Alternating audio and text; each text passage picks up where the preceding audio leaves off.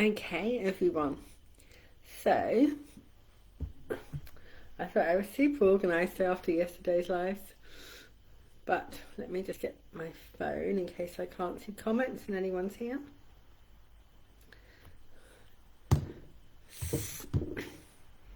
So, I'd love to know, and if you're on replay, you can let me know in the comments. How many of you have heard this phrase before?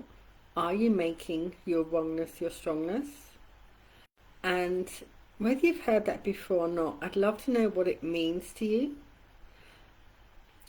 If that resonates with you, if you felt that in your body, where you felt that in your body. So the first time I heard that was in an Access Consciousness call a couple of years ago. And when I heard someone say that, I literally felt like I'd been sucker punched in my gut, in my solar plexus. So to me, the way that landed for me is kind of in the same way as you might have heard, are you fighting for your limitations? So if you've grown up the magical DYS ability, if you've grown up feeling different, there's a strong chance you've had a lot of, what's wrong with you? Why did you do it like that? Why can't you be like everyone else? What's wrong with you? And when you hear that, it can very easily, you take that on, that, hey, why did I do it like that? Why can't I do that the same way everyone else does? Why did I think that meant this and not what everyone else thought it meant? Why am I always wrong? So then you get to a point where thinking you're being strong and empowering yourself, you start to make that your but so what? And what I mean by that is you'll be like, okay, so let's use this as an example. It's not true, it's just an example. I have dyslexia, therefore I'm really bad at reading and writing, therefore I cannot do this. But even though I can't do that, look what I've achieved. So you're making that the thing that you get really defensive about, and the thing you cling to prove how resilient and how resourceful and how clever you are, and all the ways you've found to be brilliant and to do clever things, even though you're wrong. So why is this a problem? Well, first of all, if you're always coming from that space of I must be wrong, you limit yourself and constrict yourself into such a ball of wrongness that you don't see your own brilliance. You don't see how magical your differences are. You don't see how they can be perceived and valued by others. You instantly blame yourself for everything. If anything's difficult, rather than thinking that person wrote that really badly, or that person explained that really badly, or I'm sure they just missed a step in that recipe, you instantly go to the, oh, I can't do that, it's my fault, I'm wrong again. Why did I misunderstand that? Why can't I do it? So you always take on the, oh, it's my fault, which you don't give yourself any credit for all the things you do. You fail to see all the times that your brilliant brain has filled in all the gaps that weren't there because actually someone did write it really badly, or they did explain it really badly, or they just explained it in a way that wasn't right for you.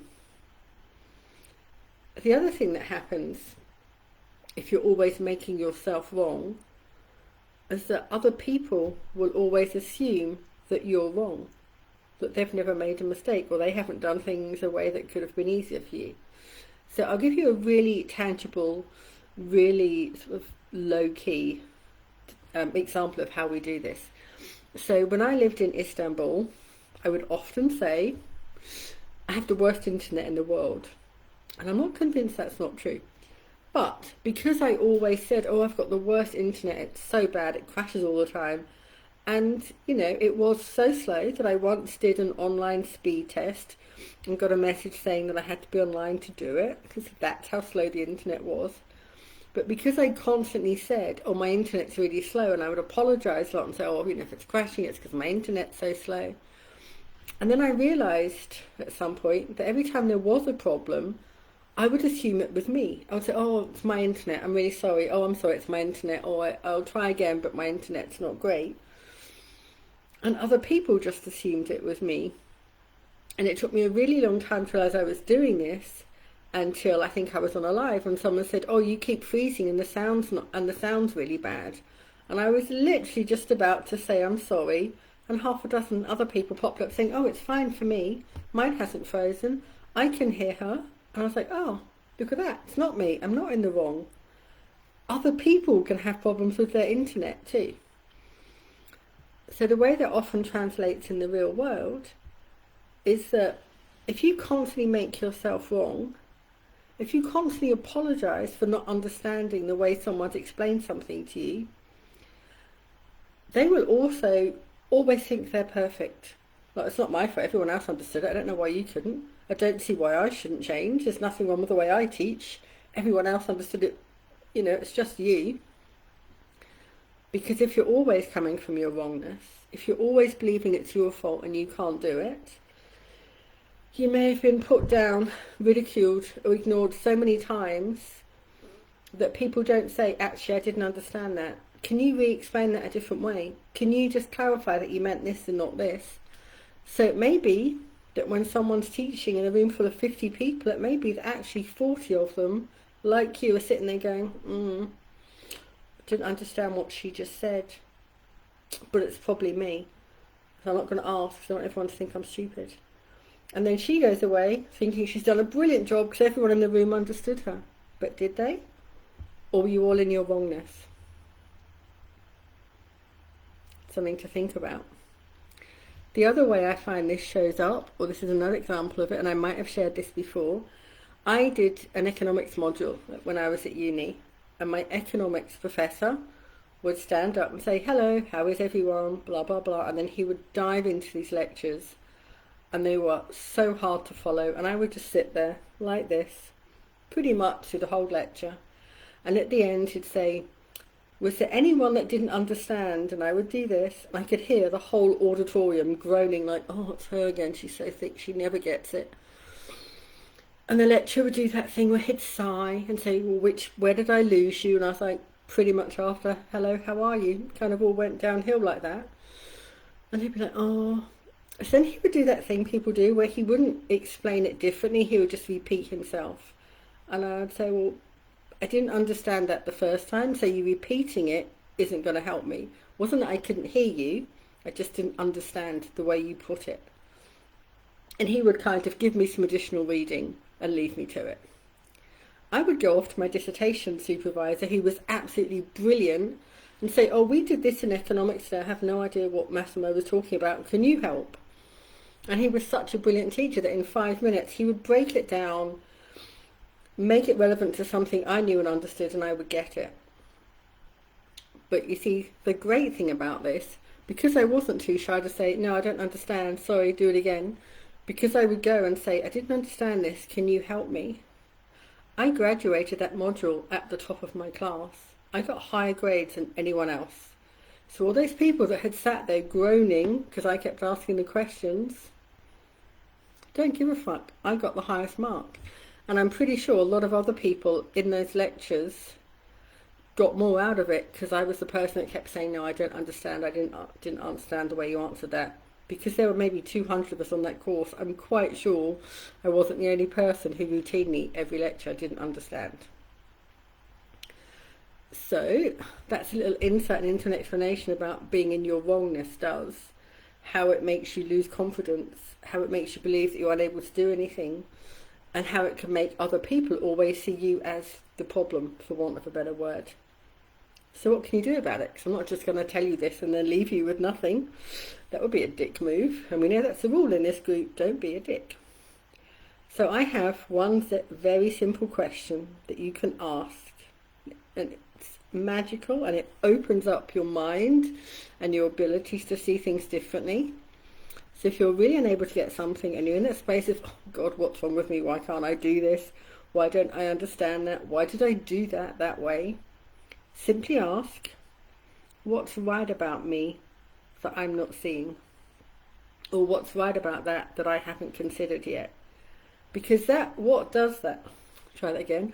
What that does is, rather than you put in that space of, "Oh, I'm wrong, I'm stupid, I can't do it, it's all my fault," and you're just shutting everything down, that opens it up and it expands. The universe can go, oh, okay, what else is possible? How about this? How about we show you like this?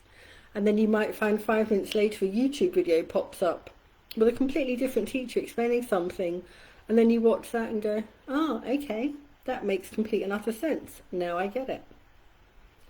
So I hope that makes some sense to you.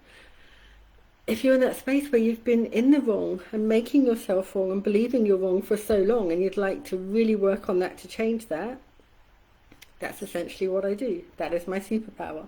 What I do, if you work with me, is that I can scan your beliefs, go in really deep, find out where those beliefs came from, why you've chosen to take them on, and you have, not consciously, but you've chosen them. We can see at a conscious and soul level why they're helping you, how it's protecting you, because your soul is always trying to protect you. And then we can change the beliefs. It's almost like if you're running a computer on an old program, it starts to slow down, it starts to get clunky, gets really stressful and really annoying using it and working with it. You upgrade the systems, delete some old programs, put in new ones, and voila, it all works. That's kind of what theta healing does. It deletes and blocks, removes all the old programs, gets rid of any bugs that you don't need, downloads you with new beliefs, new software, so everything works brilliantly again. So because I believe 3 is the magic number, I'm doing a special offer. You can read about it in the comments.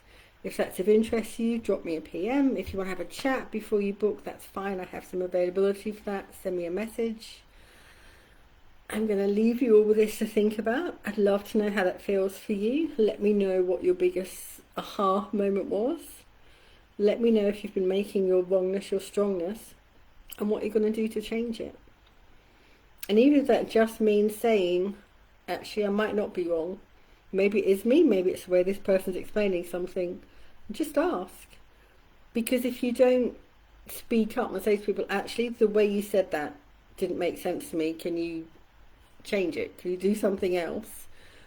It just makes people realise that we don't all learn the same way. Language isn't always black and white, especially English. Let's face it. English is a crazy language. It doesn't always make sense. It's not everyone's first language. So, just honour that in yourself. If you don't understand, speak up. Promise you won't be the only person. So, huge love. I hope you're having an amazing Monday. And if you're not, you have the whole week to change that. What else is possible? And how does it get any better than that?